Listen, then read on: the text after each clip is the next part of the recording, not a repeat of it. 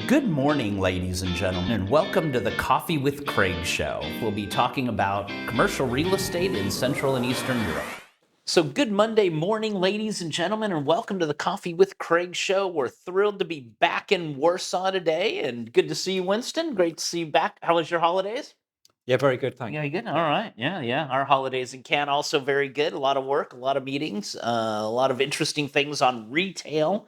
Just to kind of recap, I think we had not so many parties this trip, but really a lot of meetings. I think every 15 or 20 minutes there was a meeting in the either in the Palais or for a couple of hours there on the beach with the sun or in some restaurant. So a lot going on. 5,000 people came to MAPIC.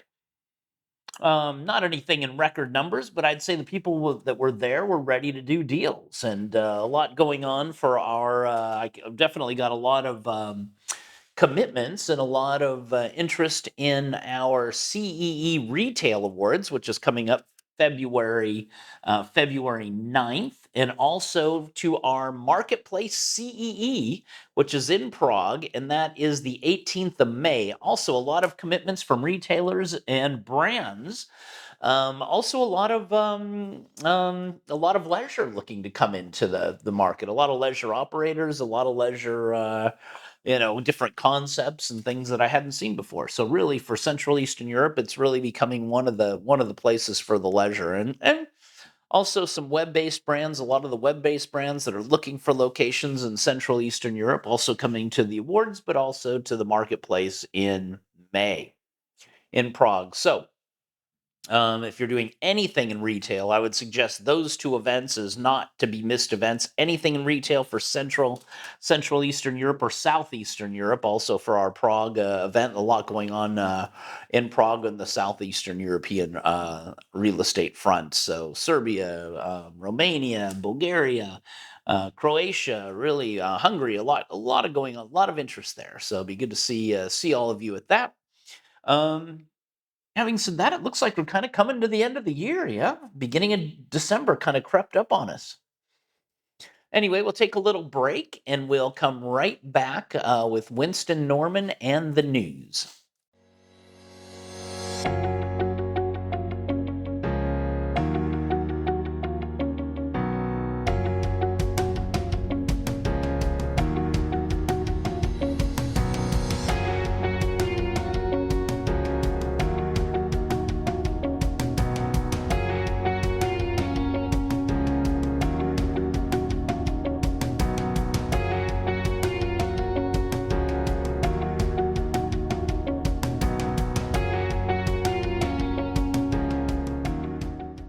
So anyway, welcome back, Winston. Again, good to see you, and very excited to be back here in Warsaw this week with the news.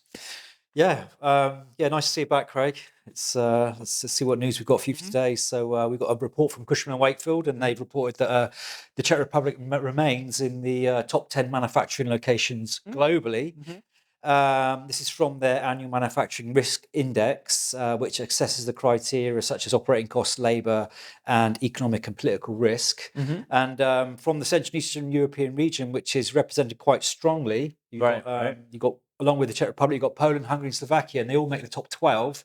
However, Poland has overtaken the Czech Republic thanks to its cheaper labour, electricity prices, which are much lower there than in many other CE countries. So Poland has taken advantage of the crisis in the region, I suppose. No reason why not to take advantage of any crisis. Yes. Yeah, so it's looking good for Poland, but still looking good for the CE region in general for manufacturing companies. And Cushman Wakefield go on to say that, judging by their position at the top of the ranking, CE countries can be expected to remain very attractive for industrial and manufacturing investment. It's quite striking to see how Poland has leapt ahead from previous years, along with Hungary and Slovakia. So CE countries are gaining ever greater importance in terms of global demand for manufacturing destinations. And it just goes on to say that the whole of Europe in general is competing very well with Asia for manufacturing clients these days. Yeah, and when I was in the Cushman office in Belgrade in Serbia, it's Cushman CBS. They were also saying that Southeastern Europe is also really picked up for manufacturing. That they're placing a lot of manufacturers into Serbia, into the whole Adriatic area. Right. I suggest I think a lot of that's to do with the supply chain problems throughout the world, and well, people getting closer to their at least from Asia clientele. Yeah. Get them start manufacturing here in Central Eastern Europe and Southeastern Europe. Yeah, and on that theme about manufacturing and developing the actual developments for these new manufacturers to go into, Panettone recently announced that by the end of the third quarter, they had around 6 million square meters of industrial space under certification in the BREEAM or sustainably created rating levels, and which has become a standard for developers. And they also announced that a further 4.6 million square meters is currently under assessment. And so the environment friendly construction is now the trend. And I said before, most developers, they need to do that now. It's normal. And there's 28 million square meters in Poland altogether of industrial space, and nearly half of that has passed the environmental certification, and more than 70%, which is no big surprise, have been issued in the last 3 years. Yeah, I see when driving around. If you're driving through the country, you see on the Panettone buildings they have the BREEAM banner, BREEAM logo. Yeah, a big BREEAM written on the front of their buildings, and it's very important today, obviously. Staying in the industrial and logistics sectors, and MLP Group has successfully carried out a public offering of Series F shares by way of a private placement. Based on accelerated book build process, the issue price of Series F shares was set at 70 zlotys. And according to Radisson T. Krochka, he's the CEO of MLP Group, he says that the entire offering was covered by investors, which I consider a huge success on such a difficult market as we currently have. And that is an expression of appreciation for our development strategy, business model, and continuous increase of company's value. The proceeds from this financing are the expansion of the company's land bank. Well, MLP has a great reputation on the market with investors. So. Glad you think so, Craig. Well, that's what they tell me. And finally for today, Chainels, which is a tenant experience platform, has launched into 2 travel business hubs across Europe. They're leveraging their retail expertise in Utrecht train station and Vienna International Airport, and will provide users with a digital platform to improve communication with retailers and service providers at those destinations. And according to Peter Deleu, he's head of airport city development at Vienna International Airport. In the Vienna Airport City, we always strive to connect our tenants and their employees to the best services while increasing efficiency. We chose Chainels because the platform is easy to implement and adapt to our needs.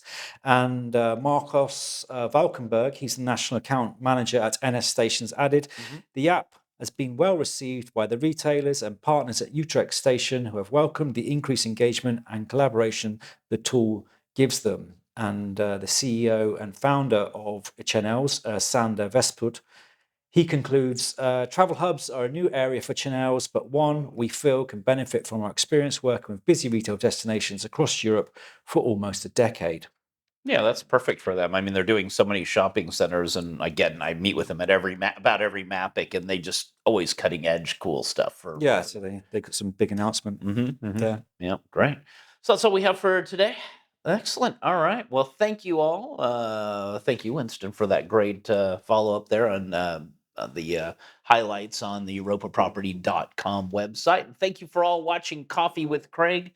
We are now over 500 shows that we've been shooting. So every day you can watch us, 10-minute shows on the news covering Central Eastern Europe. And we got a lot more coming up this week. So stay with us and stay safe, and we will see you tomorrow. Click here to subscribe to the Coffee with Craig show, and don't forget to share it with your friends.